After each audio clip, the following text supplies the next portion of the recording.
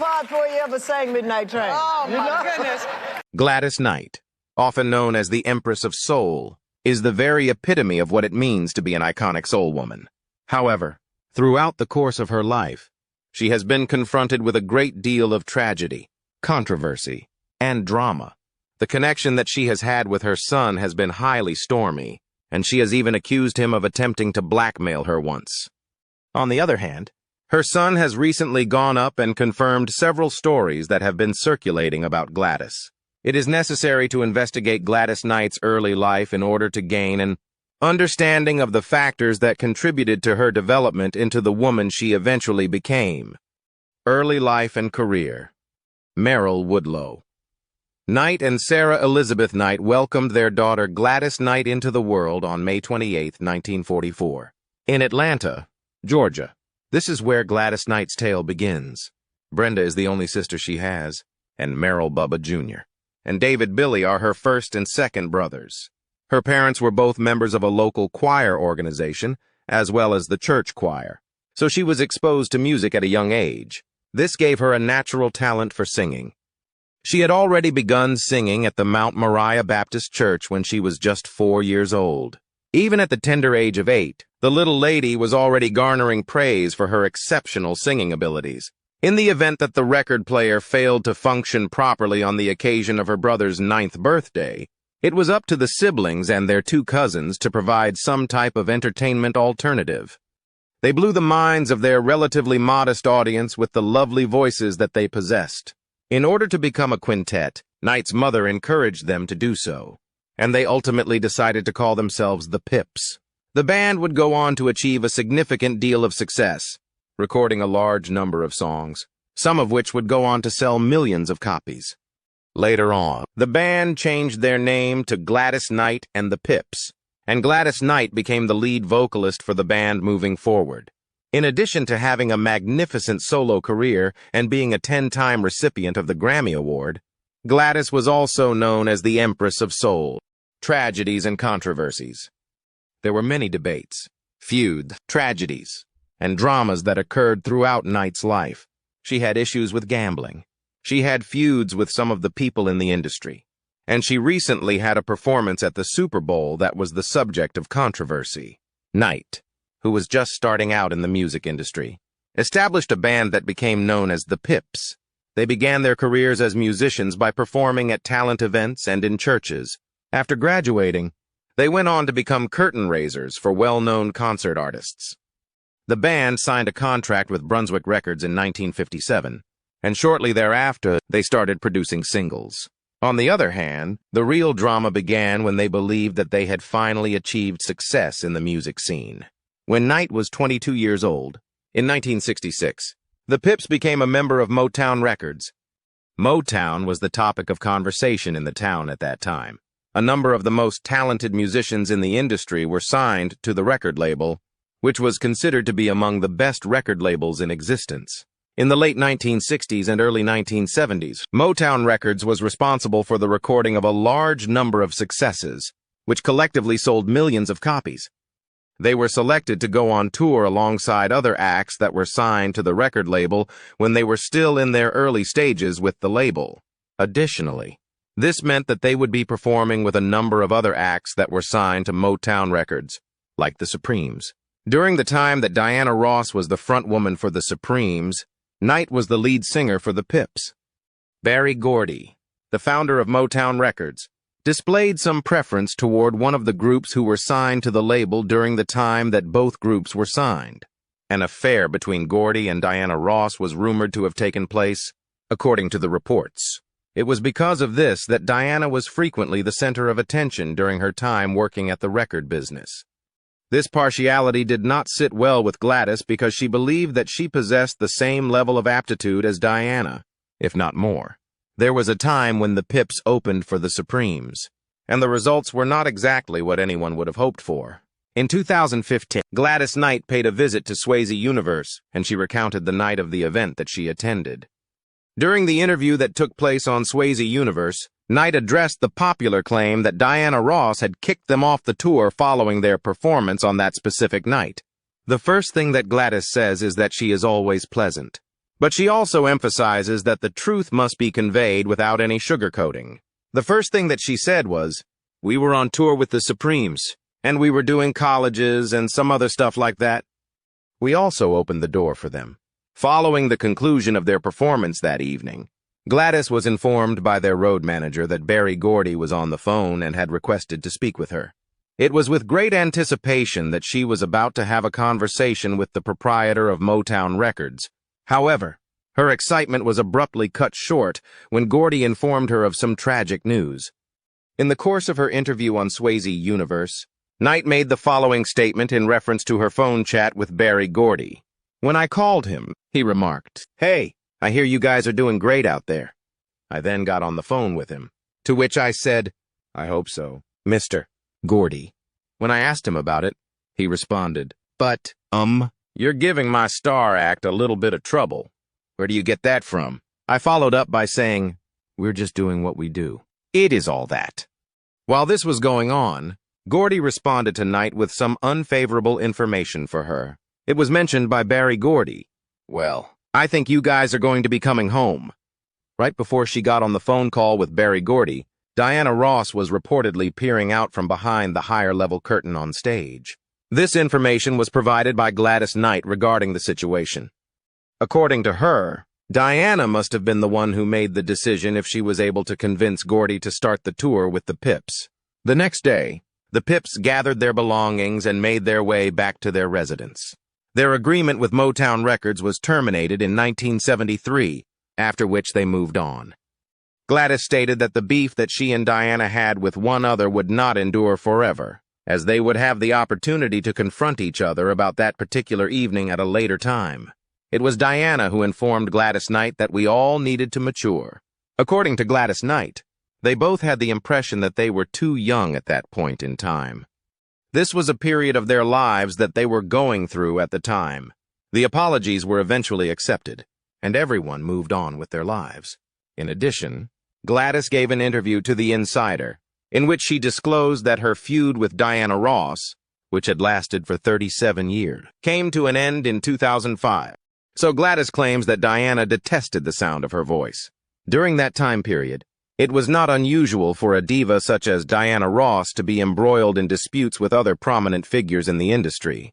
Because of her diva-like and competitive attitude, she was always motivated to fend off anyone who appeared to be trying to steal the focus away from her rather than her. In addition to her long-running feud with Diana Ross, which lasted for 37 years, Gladys had another long-term issue with gambling. During the course of more than a decade, Gladys struggled with a gambling addiction that appeared to have taken control of her life. Her hometown of Atlanta, Georgia, was a hub for both legal and illegal enterprises at the time of her birth. She subsequently relocated to Detroit, Michigan, which is where she started her career as a musician. Even today, Michigan is recognized as the state that allows for legal gambling. It is well known that the two cities of Detroit and Atlanta place a strong emphasis on leading a luxurious lifestyle. A fellow musician was the one who first introduced Gladys to the game of blackjack, and she quickly fell in love with the game instantly. Over time, her enthusiasm for the casino evolved into a persistent craving for the establishment. Due to the fact that she was constantly traveling and performing tours, she discovered that life was moving too quickly for her. So she sought refuge in the casino. That the pit bosses and dealers were my family was something that Gladys mentioned in her book that she published in 1997. I had a sense of safety. There were red velvet ropes that I played behind, which shielded me from people who were looking for autographs, robbers, and con artists. At no additional cost, they gave me food and beverages directly to my doorstep. In the casino, Gladys was receiving a variety of special treatment, and at first, it was a pleasant experience for her. In spite of this, she found herself spending more time in the casino than she did any place else before she realized it. She spent all of her money at the casino table, where she played her favorite games, which were blackjack and baccarat. When Gladys realized that she was losing a significant amount of money, she decided that it was time for her to make a change. It was necessary for her to halt. In addition to the money, she was losing something that was significantly more important to her, and that was her schedule. Gladys had already become a mother by that point in time, but she was actually spending more time at the casino tables than she was with her children. On a particular morning in the 1980s, she would begin to see things for the first time. After a long night of drinking and playing her favorite games at the casino tables, she woke up late and discovered that she had forgotten to send her son to school. She remembered that she had neglected to take him to school. This situation was exacerbated by the fact that she lost a small amount of money at the tables on 2 separate occasions, a total of $45,000 and $60,000, respectively each time. She was certain that she required assistance since she had the impression that she was finally losing it. After some time, she started going to meetings with gamblers who were anonymous. It was there that she discovered the assistance she required to kick the dreadful habit of gambling.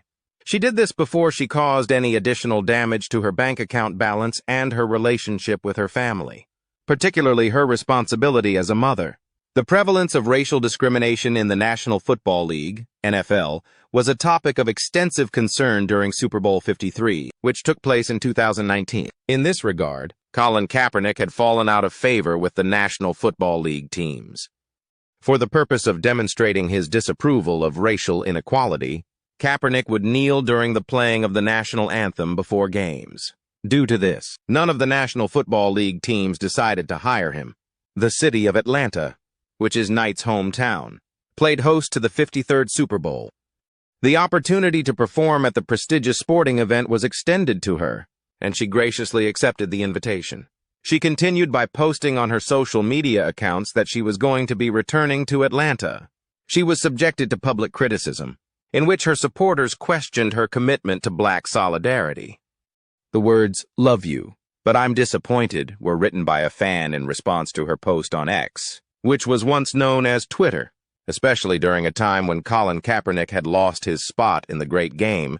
A significant number of her followers who were members of the African American community were dissatisfied with her decision to sing at the Super Bowl. It was only due to the fact that he took a knee in protest against racial prejudice that he had not participated in an NFL game since the year 2016. In the National Football League, the former quarterback for the San Francisco 49ers was expelled from the league. In an effort to defend herself, Gladys prepared a statement in which she said, "I understand that Mr. Kaepernick is protesting 2 things, and they are injustice and police violence. It is sad that our national anthem has been brought into this discussion when the separate meanings of the national anthem and fighting for justice should each be able to stand on their own. The reason I am here today and on Sunday, February 3rd, is to give the anthem its voice back, to stand for that historic choice of words, the way it unites us when we hear it, and to free it from the same prejudices and struggles that I have fought long and hard for throughout my entire life, from walking back hallways, from marching with our social leaders, and from using my voice for good. I have been in the forefront of this fight for a longer period of time than the majority of those who are expressing their ideas in order to succeed in gaining the privilege of singing our nation's anthem on a stage as huge as the Super Bowl 53. She extended her comment by stating that it is not the case and cannot be made to be the case by anyone who is expressing it, regardless of who chooses to deflect from this narrative and continue to combine these two in the same message. I hope and pray that our national anthem will bring us all together in a level that has never been seen before, and that we will be able to go forward and untie these truths that are so important to each and every one of us. It was reported that Rihanna had been asked to perform at the halftime show. However, she declined the invitation in order to demonstrate her support for Colin Kaepernick and to express her disapproval of police violence. It was also alleged that Cardi B traveled the same path as Rihanna and made the same conclusion as she did. Big Boy and Maroon 5 were eventually invited to perform during the halftime show, and Travis Scott eventually decided to join them. A meeting between Travis and Colin Kaepernick was held in order to discuss the problem prior to Travis's announcement of his performance at the Super Bowl. According to Maroon 5, he had a difficult time locating performers from the African American community who would be willing to perform at the event. Aretha Franklin and Dionne Warwick were embroiled in another dispute with Gladys, and Gladys was involved in that beef. After Aretha Franklin had rekindled an old feud with Warwick, this occurred after the feud occurred. As a result of Warwick's erroneous statement that she was there at Whitney Houston's burial in 2012 and that she was Houston's godmother, the Queen of Soul disclosed that she was still resentful of Warwick. Immediately following Aretha's attacks directed at Warwick, Gladys made the decision to protect her buddy, Warwick. The following is what Gladys Knight had to say regarding the conflict that existed between Aretha and Dion. "It's my sister Dion, and I know. It's not a big deal to her at all. Aretha is, at this point, a little bit different. Those are the kinds of things that happen. Every single person is carrying around their own personal trinkets. Dion is going to say what's on her mind, and she is going to be honest whenever she does so. There is going to be a lot of riffraff caused by Aretha because she is going to be sensitive. Due to the fact that Gladys was unable to escape the conflict between Warwick and Aretha, she made the decision to support Dion's position. She asserted that Aretha Franklin had a history of causing conflict with other individuals." Personal life. In 1960, Gladys tied the knot with James "Jimmy" Newman, a pianist from Atlanta who had been her high school beau previously. It was in 1962 that she gave birth to her first son, James "Jimmy" Gaston Newman III, that the couple experienced a miscarriage with their first child. During the time that Gladys was 16 years old, she became pregnant with Newman's child, and she ultimately experienced a miscarriage. The year 1963 marked the birth of their daughter, Kenya Maria Newman. She gave birth to. At the beginning of the 1960s, her family relocated to Detroit, Michigan, in conjunction with the Pet Shop Boys. The Pips would find themselves touring without the legendary Knight after she resigned on the road to raise her children. Despite the fact that this move was made, later on, she would come back to the group with her husband, Jimmy Newman, to serve as the musical director of the ensemble. At that time, Knight was a young mother, and things were going to get more difficult for her in the future. Her husband, James Newman, started using substances when she was 20 years old, and his first shot led to another. She was the one who was affected by his addiction. Without him even realizing it, it was already one too many. James Newman, Knight's spouse, had acquired a problem with substance abuse prior to their marriage. It did not take Newman long to come to the conclusion that he did not want to be a family guy like other people. This was after he had squandered 4 years of Knight's life by getting her pregnant, when she was only 16 years old, and then abandoning her when she was exactly 20 years old. He abandoned his 2 children and their mother, Gladys, who was 20 years old and chose to pursue substance abuse, which he considered to be the love of his life. The marriage between Gladys and Newman lasted for more than a dozen years before they divorced 7 years later. 1973 was the year that their divorce was finalized. Following a few years, Newman passed away at the time of her marriage to Barry Hankerson, the founder of Blackground Records. In 1974, Gladys still had some love in her heart that she wanted to share with others. Shanga Ali Hankerson was born to the couple on August 1, 1976, 2 years after the pair tied the knot in Detroit, Michigan. The couple's marriage took place in the state of Michigan. Barry Hankerson, her second husband, was an artist manager who worked with talented musicians including R. Kelly, Aaliyah, and Toni Braxton. The year 1977 was the year when the couple moved to Atlanta, Georgia, following the birth of Shanga, which is Swahili for beads. With that being said, their relocation to Detroit was only temporary, and in 1979, they divorced, bringing an end to their marriage. The other son that Barry Hankerson had was named Jomo Hankerson, and he was the product of a previous relationship. Following their divorce in 1979, Gladys and Barry engaged in a contentious custody battle for their son, Shanga. Ultimately, Gladys emerged triumphant in the lengthy legal battle that ensued. Following the dissolution of her first 2 marriages, she made the decision to enter into a second marriage for the 3rd time. Les Brown, a motivational speaker, became Gladys's 3rd husband in 1995. The wedding took place in 1995. Their marriage went through a number of divorces, but Les Brown's words of encouragement were always successful in bringing her back. Due to the fact that they eventually came to the realization that their souls were not meant to be together, they divorced in the year 1997. She stated, "I know those challenges that come up from time to time in life are our little learning tools, our little stepping stones." Gladys made this statement in an interview with the media source SF Gate. For what reason would we be able to acquire knowledge if we did not have those things in our lives? During that time, we would be doing nothing but walking around. I am aware of one thing. We require those challenges to be a part of our lives. Because of them, I have become a much better person. And I wouldn't even be angry at anyone. Even after the dissolution of her third marriage, Gladys remained resolute in her pursuit of romantic fulfillment. In the year 2001, she finally found her Prince Charming after having kissed 3 different frogs. In the past, she tied the knot with William McDowell, to whom she is married to this day. As she stated, "Love is what makes the world go around." Gladys was interviewed by SF Gate in the year 2001. During the course of the conversation, she discussed her romantic relationships and the fact that she had been divorced 3 times. This is a cliché that I am aware of, but it is the truth in every sense of the word. Nothing else can compare to it in any way. I am aware that this is the feeling that everyone is doing their best to achieve in their relationships, in their brother and sisters, and in all of the other things that we want to have in our lives. At one point in time, Gladys disclosed that her son had been abducted when he was 3 years old.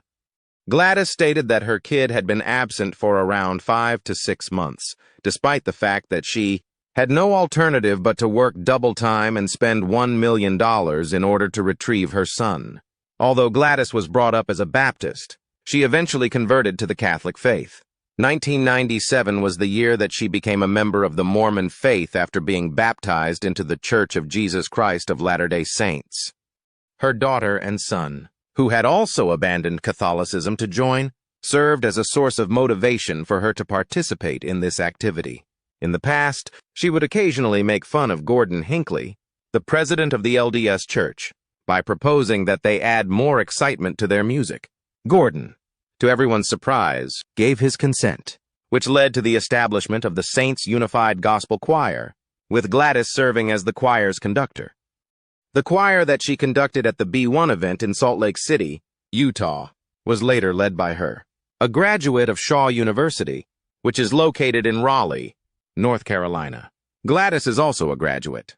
She has been married to William McDowell since the year 2001, and the couple has been blessed with a total of 17 grandchildren and 10 great-grandchildren during their time together. A community center is owned by her and her Prince Charming, who both reside in Fairview, North Carolina, where they both reside. This community center was formerly known as Reynolds High Institution Canton, and it was the institution that her husband, William McDowell, attended in the past to complete his education.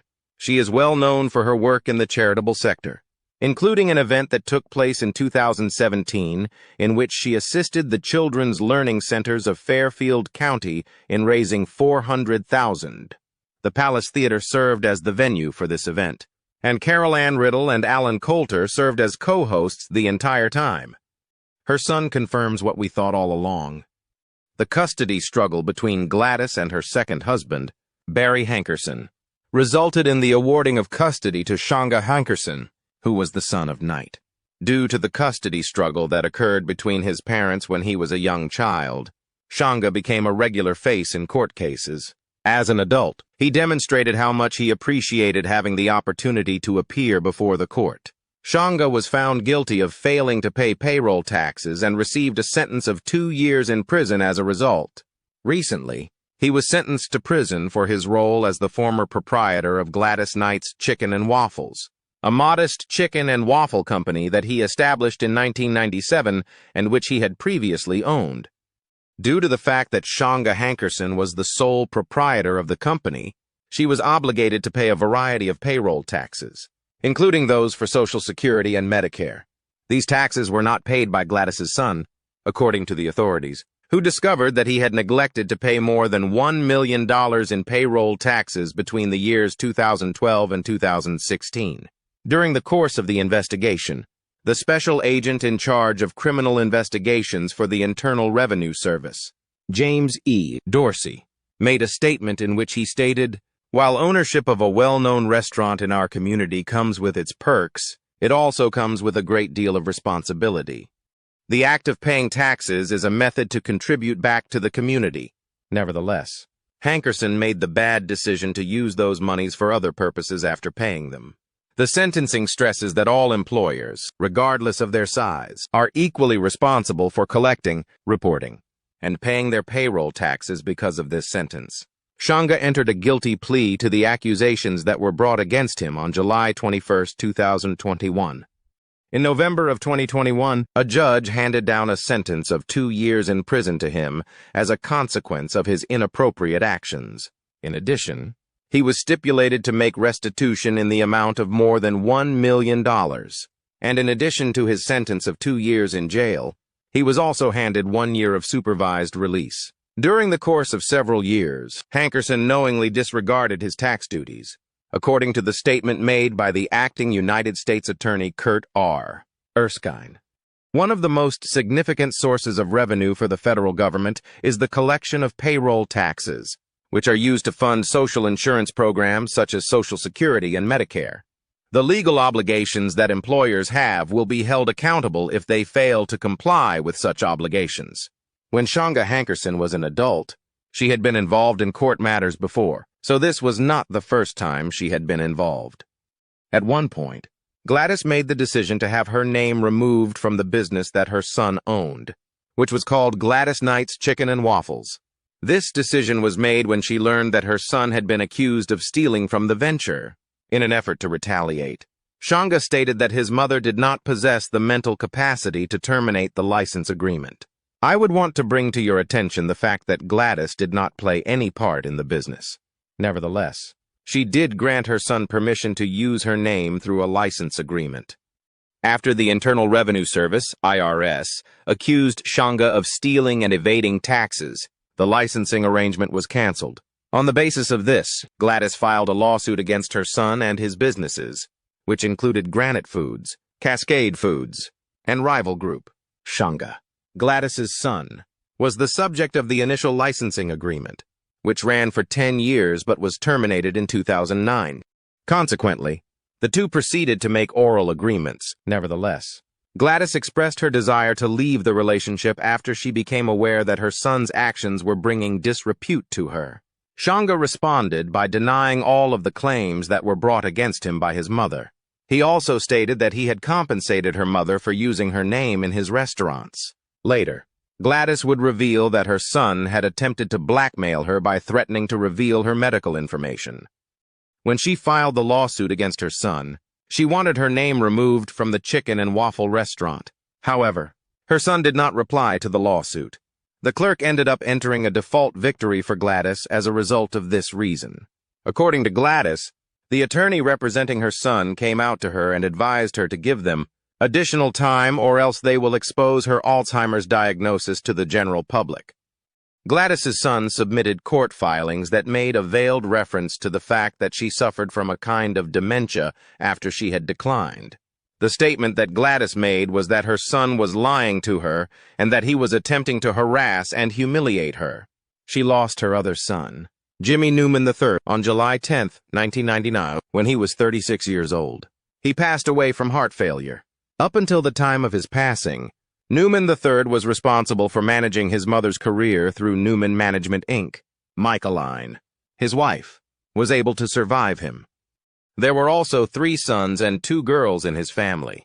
Gladys was a mother who cherished her children and went to extraordinary lengths for them. She went to great lengths for her children, like paying $1 million to get them back, getting involved in a custody battle to feel their warmth, and giving up her love for blackjack. She did all of these things for her children. However, Shanga Hankerson, her second son, had the impression that his mother suffered from a mental disorder because she gave him permission to use her name in his family company. He made the decision to falsify his financial records rather than being truthful about his company. When he was finally apprehended by the authorities, they did not consider his actions to be tax avoidance. They regarded it as a heinous act of theft. That's all we know about Gladys Knight. If you have any other sources of information, please feel free to comment below the video to let us and everyone know. Thank you very much for joining me in today's video.